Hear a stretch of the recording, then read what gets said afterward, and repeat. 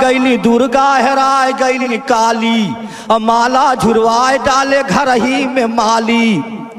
वह सीता के नैहर से घुर गए नेपाली, और अयोध्या में मंदिर बने हाली हाली, और जनता से कहले बजावा लोटा थाली। जोगी बाबा शंख घंटा बजावा, कोरोना भगावा, कोरोना भगावा।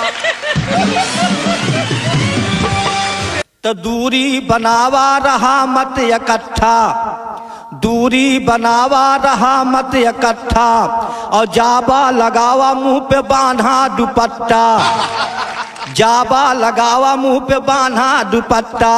और बैंक में रोज होला धक्की के धक्का, और क्रिकेट वाले के बंद चौका छक्का, और बंद कारखाना बंद सारा भट्ठा।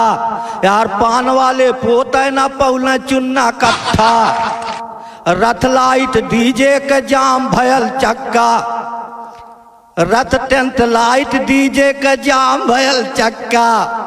अब वापस भयल नाच बाजा का सट्टा, ढोल हारमोनिया धै के ताली बजावा, कोरोना भगावा, कोरोना भगावा।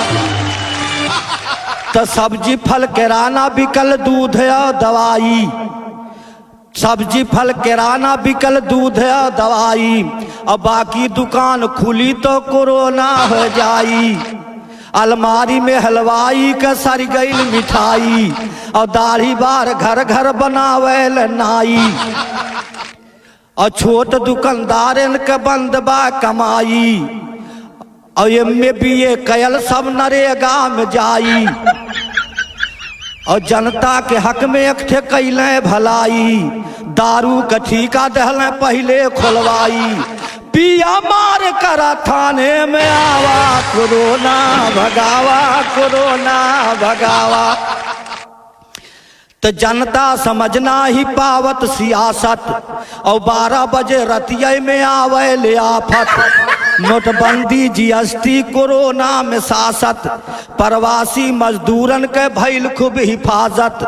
अब आधा मर गईले आधा घरे अइले हाफत, और 14 दिन जाई जे मिली छीकत खांसत, और होई मुकदमा अगर करबे खिलाफत। 56 इंच सीना के देखा दहले ताकत, बुझावा बल्ब घर में दिया जरावा, कोरोना भगावा, कोरोना भगावा।